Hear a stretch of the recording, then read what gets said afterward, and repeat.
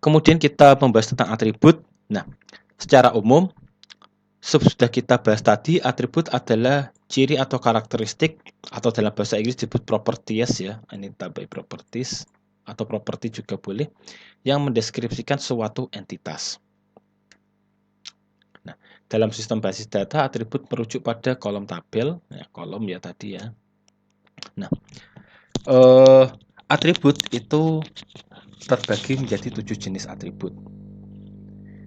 Yang pertama atribut sederhana, yang kedua disebut atribut komposit, yang ketiga atribut bernilai tunggal, yang keempat atribut bernilai banyak, yang kelima atribut yang harus ada nilainya atau harus bernilai disebut dengan mandatory attribute. Mandatory attribute. Kemudian ada atribut nilai 0 dan atribut turunan. Kita bahas satu persatu. Yang pertama atribut yang sederhana adalah atribut atomik. Nah, ini seperti atom gitu ya. Atom kan tidak bisa dipecah lagi ya kalau berdasarkan ilmu kimia ya. Di dalamnya maksudnya tidak bisa dipecah menjadi unsur yang lebih kecil, itu atom.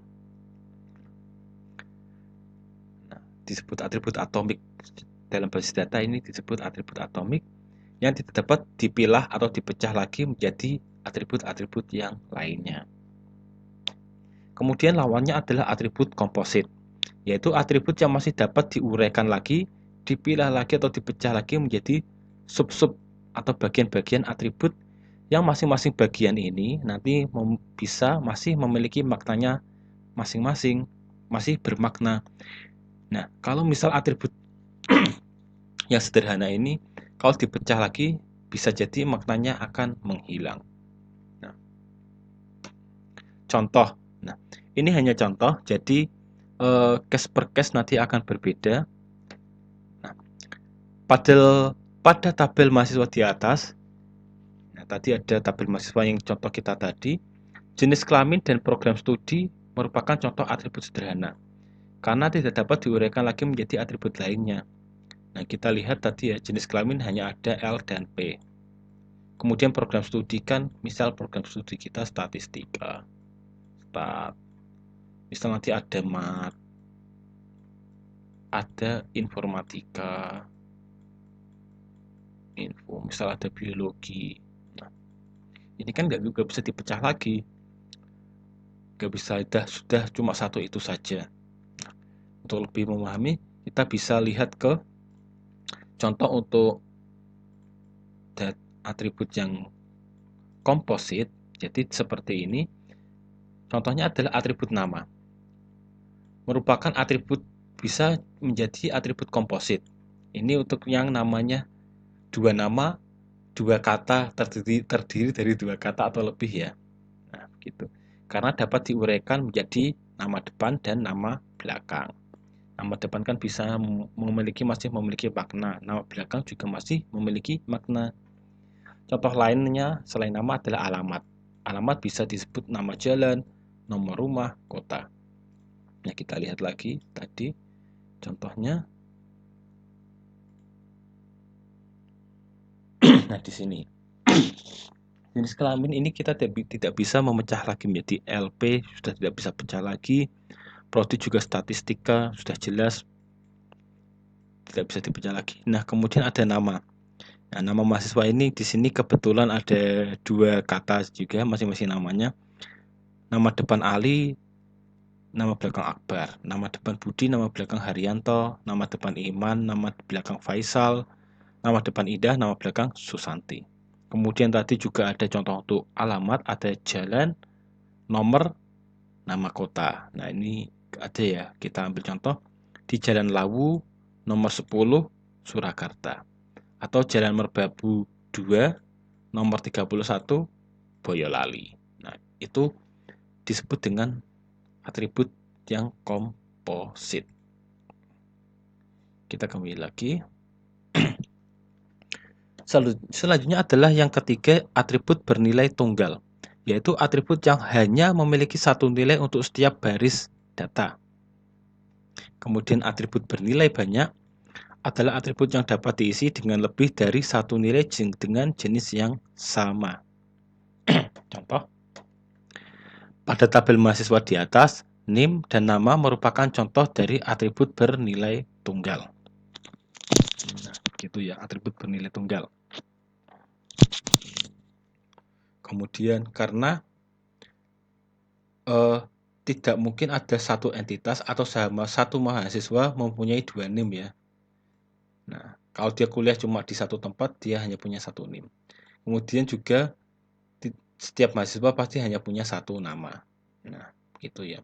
Jadi di situ bisa ditulis atributnya bernilai tunggal. Kemudian contoh atribut bernilai banyak adalah atribut hobi, karena seseorang mahasiswa dapat memiliki lebih dari satu hobi. Nah, kita lihat lagi di sini. Nah, di sini untuk Ali Akbar, hobinya ada traveling, ada badminton. Dia punya 2 buah hobi. Jadi di sini bisa disebut sebagai atribut yang bernilai banyak.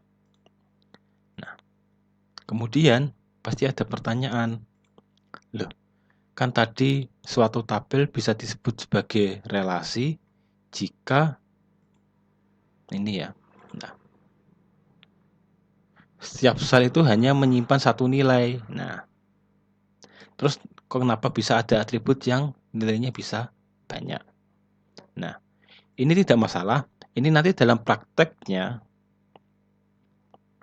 nah, kita bisa memasukkan nilai dari atribut hobi ini tadi ada di sini ada, kita lihat lagi di sini ya, traveling badminton ya, kita tulis saja traveling, badminton. Nah, ini itu bisa kita tulis seperti itu. Atau kalau kita mempunyai nanti tabel yang disebut dengan hobi, ya kita tulis saja, misal di sini ditulis keterangannya semua, tapi hobi ditulis traveling saja. Kemudian yang baris selanjutnya ditulis lagi informasi yang sama, tapi hobinya menjadi badminton. Nah, ini nanti akan dipelajari lebih jauh bagaimana jika menemui kasus yang seperti ini. Ini nanti akan dipelajari dalam bagian normalisasi. Oke, kita lanjutkan. Tadi sudah atribut bernilai tunggal dan atribut bernilai banyak. Kemudian atribut yang harus bernilai atau mandatory attribute adalah atribut yang harus berisi suatu data dan tidak boleh kosong. Jadi atribut ini harus ada isinya. Kemudian lawannya adalah atribut nilai 0, adalah atribut yang boleh tidak diisi datanya atau datanya boleh kosong. Nilai 0 juga digunakan untuk mengisi atribut-atribut yang nilainya atau datanya belum siap, datanya masih meragukan, atau datanya tidak ada. Jadi bisa ditulis dengan 0. Ini juga nanti dalam prakteknya akan berguna, akan ada bagian yang menggunakan null value ini atau nilai 0 ini. Contoh, mandatory atribut dalam hal ini adalah NIM dan nama. Jadi terutama NIM itu harus diisi ya dalam tabel mahasiswa ya. NIM dan nama itu harus ada isinya. Ini adalah contoh untuk mandatory atribut yang harus diisi. Nah, pada tabel mahasiswa di atas, contohnya tadi, hobi merupakan contoh atribut yang atribut nilai 0 karena mahasiswa atas nama Iwan Faisal tidak memiliki hobi. Kita lihat lagi. Nah, ini ya Iman Faisal ya, yang ketiga ini kosong ya, jadi dikosongi. Nah, inilah yang disebut dengan 0. Nah, itu ya. Nah, kita lanjutkan. Nilai 0. Sudah. Kemudian ada yang disebut dengan atribut turunan, adalah atribut yang nilainya diperoleh dari pengolahan atau dapat diturunkan dari atribut atau tabel lain yang berhubungan. Ya. Atribut turunan sebenarnya hanya digunakan sebagai penjelas dan dapat ditiadakan atau tidak usah dituliskan atau disertakan dalam suatu tabel, tidak masalah, karena hanya sebagai penjelas. Contoh atribut turunan adalah, misal dari tabel tadi adalah angkatan. Nilai-nilai pada atribut angkatan dapat diketahui dari atribut NIM. Nah, contohnya ya, NIM atas nama Budi Haryanto yaitu, nah kita ambil contoh format NIM di prodi kita M0799002. Nah, di format NIM untuk prodi kita kan untuk digit yang pertama M itu menunjukkan fakultas, 07 menunjukkan kode program studi, kemudian dua digit berikutnya 99 contoh saya ini adalah menunjukkan angkatannya, kemudian 002 menunjukkan urutan presensinya, ya, urutan dari angkatan ini, nomor urutannya. Jadi angkatan dapat diambil dari digit keempat dan kelima dari NIM. Dalam hal ini nilainya adalah 99. Jadi menunjukkan bahwa Budi Haryanto ini adalah mahasiswa angkatan 2099. Seperti itu contohnya.